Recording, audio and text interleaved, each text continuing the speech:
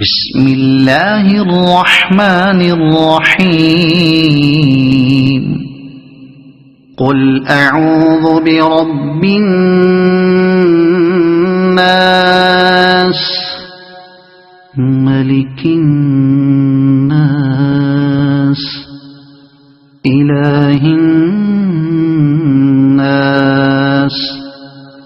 من شر الوسواس الخناس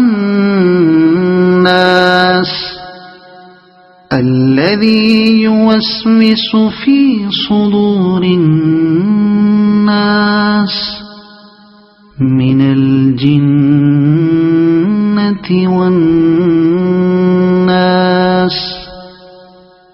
صدق الله العظيم.